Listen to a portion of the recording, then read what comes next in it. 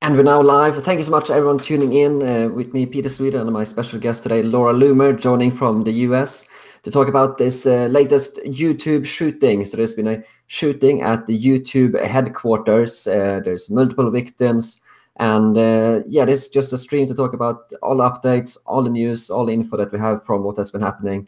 And Laura Loomer is an excellent guest. She's been doing excellent work reporting on the Las Vegas shooting. So I think she's a very good, suitable guest to fill us in on what's been happening today. So what do you have, Laura, for us? Thanks so much for having me, Peter. Yeah, so, a couple hours ago, we got these notifications that pop up and say, oh, there's an active shooter at the YouTube headquarters in California, where, of course, they have very strict gun laws, right? California. And it wasn't long before witness reports of the shooter started populating on YouTube, right? Given the fact that YouTube is a social media company, and a lot of the employees there, while they were barricaded inside office rooms, started tweeting about the shooting. And what we know is that the shooter was a woman. She's now dead. Apparently, she shot herself. And she's been described by several people on the scene as wearing a headscarf, right? A white woman wearing a headscarf. So, today is also Love a Muslim Day, in case you weren't aware. And, the first thing that pops into my mind when they say that it's a woman wearing a headscarf is, of course, a Muslim, right? So, look, we don't know yet. We don't know. I'm not going to jump to conclusions, right? Because I don't want to be Islamophobic. But, we do know that several people have described this female shooter as wearing a headscarf, whatever that may mean. Correct, yes. I've been seeing multiple sources of the same thing myself, that the shooter allegedly had a headscarf. And also it was a white female. There's also been some reports from some witnesses that there's been another shooter, but the police have later said it was only one shooter, I believe. Do you know anything about that? No, from all I just watched a press conference on the shooting from the hospital right before I jumped on this interview with you. But what I've seen so far is that they're describing it as a white woman in a headscarf. There's this theory going around that the woman showed up to YouTube to shoot her boyfriend, but of course that doesn't really make much sense given the fact that multiple people were shot, and there are, I believe, 4 people in critical condition or getting treatment in the hospital right now, based on what doctors said during the press conference. So if you're going to go shoot someone, say you're really mad at your boyfriend or your girlfriend and you're going to show up to their workplace and shoot them, why would you shoot other people, right? You would just probably shoot them if this was an act of revenge. But interestingly, I'm looking at my phone because if you look at my Twitter, there's a woman in California who's a representative in the Los Angeles area, and she tweeted terrifying news coming from the Bay Area. I'm following the news on the shooting closely, praying for everyone injured and affected by this senseless act of terror. All right, she called it an act of terror. And what she did is she put a link to a New York Times article, which is now dead. So New York Times, whatever they put out there that this woman is citing as an act of terror, they killed the article. So I want to know, is New York Times referring to this as an act of terror, which would then probably confirm that the woman wearing a headscarf isn't just, some pissed off girlfriend in a headscarf. And if they did delete it, why did they delete it? Are they doing this to cover up an act of terrorism? Very, very strange. And it's something that, is all too common in the media when things like this happen, right? They try to protect these killers, these shooters, when it turns out that they are in fact Muslim, or when there are reports that they may be Muslim. Yeah, I think it's either one of those two speculations right now. Either it was someone who just was angry at her boyfriend and decided went crazy in the head and went to shoot him, or it might be a terrorist attack, since there's several things indicating that could be the case, I think. And I think Trump just tweeted as well, it was about an hour ago as well. I think he's been briefed on the shooting, and he's thanking the phenomenal police officers and enforcement officers that are on the scene. So it seems. Do we know anything of the victims? I believe it was 4 victims, or was it 5? Yeah. I think. Well, there are reports that there are 4 victims. The person who is in most critical condition is, I believe it's like a 36-year-old man who they're claiming is the shooter's boyfriend. But of course, those are just early reports. None of that has really been confirmed yet. But from what I saw during this press conference outside of the hospital, there are 4 victims. Yeah, I think you're correct on that one. It seems is what everyone is reporting. Yeah, but no one has been injured. No one has died except the shooter herself, who appears to have committed suicide, according to the police. Is that correct? Correct, as of now. But of course, that can always change. Yes, and what's your opinion on because this is now the how many mass shootings have it been in the recent months? There's been many mass shootings in America. The recent month. It's only a couple of weeks since the Parkland shooting. There's been many strange things going on there, and a couple of months before there was the Las Vegas shooting, right. And that was very suspicious. I mean, why do you think these shootings are taking place? I mean, because you see on the left there. They continue talking about gun control. I think it's really important. I think it's really important for us to make a distinction between mass shootings and terrorist attacks, right? Because when people say mass shooting, people often think, oh, well, the gun is to blame, right? They blame the gun, and they don't think of the person behind the gun.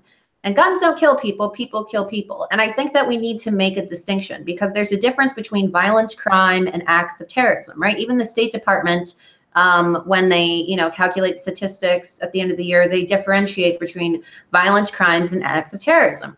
So if this is in fact a shooting that was carried out by a Muslim woman, right? If the details come out and it is indeed a Muslim woman who was wearing a headscarf, then this should be classified as an act of terrorism. I don't think that it is necessarily a mass shooting, because there's a difference. I mean, if you look at the Orlando shooting, for example, you just had Noor Solomon on trial, and she was found not guilty for aiding her ISIS terrorist husband, who killed 49 people at a gay club in Orlando, Florida, 2 years ago.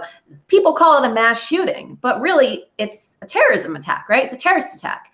So I think that we really need to focus on the language that we use to describe these attacks and these shootings, because I think by calling it a mass shooting, it diverts attention away from the people who carried out the act of terror or the shooting.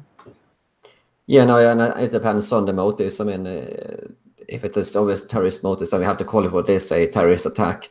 And I mean, there's things that could point to this being that, but we don't know for sure exactly yet. And I mean, the thing that just makes me think it's just a little bit strange is because there's been so many of these shootings, and the left has been pushing so hard for gun control now in America. Some people start talking about false flags. I'm not really a conspiracy theorist into that, but it's really, I think it's really sad to see how the left is really politicizing this. The blood had barely even dried, and you had people leftists on Twitter calling for NRA being banned and all kinds of things. More gun control and so on. I think it was Brianna Wu was one of them, and we've had several other people as well on Twitter calling for such actions. And I think it's just really strange how all of these shootings are happening so much now recently, giving the ammunition to the left trying to ban the gun control. Yeah, and what other place? I mean, look, if you think of, it's obviously horrible that this took place at YouTube, but it's kind of like a wet dream for liberals when you think about it, because now you have a social media, tech giant like YouTube itself, which has been censoring conservatives, which has been very left-leaning in its politics. They've teamed up with the ADL to censor and shut down conservatives. They demonetize conservative accounts. I mean, what better place for them, right, than YouTube? Because now they're going to use the attack against them, or this act of terror, if it really, if it turns out that, like I said, the woman is Muslim, they're just going to call it a shooting, and they're going to use it to push for gun control. They're going to use it to attack the NRA. They're going to use it to attack the Second Amendment. And what I fear most is that they're not going to cast blame where where it's really most appropriate to do so, on the person who perpetrated this shooting or terrorist attack, depending on the details that I'm sure are going to come out or hopefully come out by the end of today. So that's always the dangerous thing whenever these things happen, is people like to politicize them for their own agendas and their own movements. And I fear that YouTube is going to fully take advantage of this situation to do so. And I think, and mentioning YouTube, I remember it was just a couple of days ago when the news broke that YouTube is introducing a new policy on basically censoring videos having to do with guns. So instructional videos on how to clean your guns or make accessories for guns, that they will be now banned under YouTube's new policy. I can only imagine that this will probably kind of fuel this censorship spree, if you will. Right. Having that hack at YouTube's headquarters, that's probably only going to make the YouTube chiefs probably look into even more censorship of guns and so on. Right. That's my. Hopefully, it won't happen, but that's my suspicions that might happen. I mean, you can definitely see that YouTube has had a very leftist agenda recently. I think that's very clear from all of the demonetization and so on of conservative channels, and putting videos into limited state and so on. So yeah, I think, is there anything else that we need to know about what has happened here? Is there anything else you would like to point out from today's attack? I'm looking right now. I'm trying to see. I don't know if there's any more updates. I mean, I've been monitoring this. Like I said, I was looking at the press conference, and I don't think they've released the woman's name yet, and they're not really giving a lot more information. So I don't know if you've really seen any more updates, but I'll be following this closely all night, and I'll be posting updates about it, of course, too, because I strongly suspect that this was an act of terrorism, and that, of course, you're talking about an attack that just took place in California, where they protect people who carry out violent crimes, and they protect people, minorities and, like individuals who carry out, like acts of terrorism and murders and rapes and, all types of horrific crimes. That's what California does. They protect those types of people. So I assume that, the media or people on the ground who are seeking information, regarding this shooting today are really going to have to work very hard to get this information, because I imagine that the authorities are going to be tight-lipped to protect the identity of this woman and, the community that she represents. Because, like I said, I strongly suspect that, given multiple people have described her as wearing a headscarf, a dark-colored headscarf, chances are that I'd say it's pretty probable that we're going to find out that this woman was a Muslim. I also see. I just saw here on Twitter, by the way. It seems many people are going with the angle that I think Jacob Wohl, for example, on Twitter, he writes that he thinks this is a domestic violence case. I mean, I don't know. I think we'll just have to wait and see as this story develops exactly what was the motive. Maybe it is a domestic violence case, but I don't think that people should be demonized online on social media for putting two and two together and saying, well, not many people wear headscarves, right? Like, who wears headscarves? And when you think of the people who wear headscarves and you try to, put things together, as journalists, it's our job to, find answers and hopefully provide people with the truth. But it seems like people get demonized. Like, I saw people attacking you simply because you said what every other media outlet was saying. That the woman was reported and seen by people at YouTube wearing a headscarf as she was shooting people. Right? Some people said that the woman was wearing full body armor. So why would you be wearing full body armor and a headscarf? Right? It doesn't make any sense. So Yeah, it's definitely a very strange attack for sure. I don't think that it Actually, makes you a bigot. I don't think it makes you a hateful person. I don't think there's anything wrong with questioning this woman's religion, her background, you know, given the physical description of her. I see that here one of the latest updates, the police in San Bruno says that the YouTube HQ shooting, that there's no links to terrorism at this time, according to the police, apparently. Yeah, but look, they said the same thing about the Las Vegas shooting. They said the same thing. They say this, you know, all the time. They said that about the San Bernardino shooting. You remember that? They said there was no link to terrorism. And then what do you know? What it was? It was like an ISIS couple, right? That went in and, you know, tactical gear and killed people. So look, law enforcement misleads the public often, especially when, like I said, you have to take into account the politics of the state or the city that you're in. California is very liberal. It's a sanctuary state, and they protect people. I mean, they protect people like, you know, violent murderers, violent rapists, violent killers, terrorists, right? They are more concerned with the hatred that those individuals will receive from people who maybe draw conclusions or put two and two about their background than the victims of their crimes. So you're dealing with very sick people in the state of California. You're dealing with a backwards government that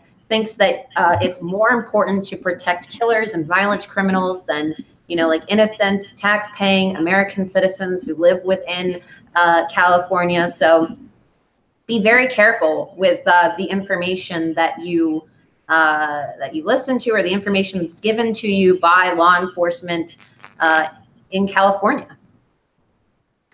Yeah, no, I heard lots of things from California. Aren't they going against? Aren't they actually harboring illegal migrants in these sanctuary cities? I've been hearing some things about that as well. So it seems like California is definitely maybe not the most reliable place. No. Yeah, no, excellent. Yeah, I think we covered everything from this shooting that we have to give at the moment, and we'll definitely be keeping updates on what's happening.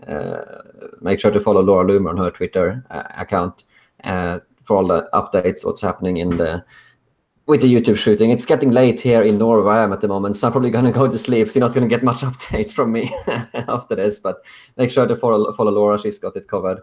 And yeah, is there anything else you would like to finish on before we finish this live stream?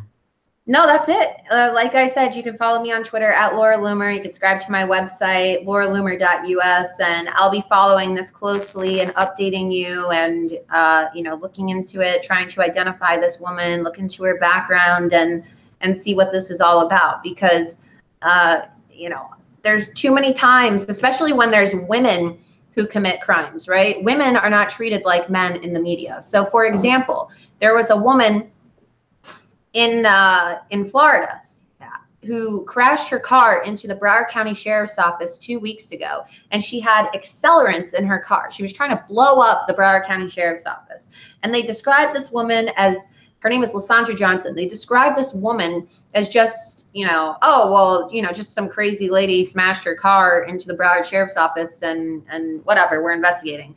Well, it turns out this woman is actually a Muslim, right? She goes to the Islamic Center of South Florida. She has references to Allah and Islam all over her social media. She wears a burqa, and she crashed her car full of explosives like into the Broward County Sheriff's Office. So, you know, they didn't even mention the fact that she was a Muslim. They didn't even mention the fact that, you know, her social media had references to Islam and Allah, like praising Allah all over it. Right. And so what makes you think that law enforcement in California would be any different than, you know, the Broward County Sheriff's Office, for example, in hiding the identity of a killer or a criminal to just basically protect them from the backlash that they're going to receive? Right. It does sound similar to what they do in Europe sometimes. There's been several attacks, machete attack or axe attack or something on a train. And it's barely gets mentioned in the news, and they don't mention anything about who the attacker is, and it just gets forgotten. So that does sound what they like. Does sound like what they do in Europe as well. Yeah. So yeah, but that's good. That's why we are here, you and me, to get the information out there what's happening. Because you've been doing excellent work on this, especially in Las Vegas and all this other stuff happening in America. So thank you so much for your good work, Laura. Yeah, thanks for having me. Yeah, thank you so much for coming on, and thank you so much to everyone watching this stream. Make sure to leave a like, share this on social media to help get this video out there, and thank you everyone, and we'll see you later.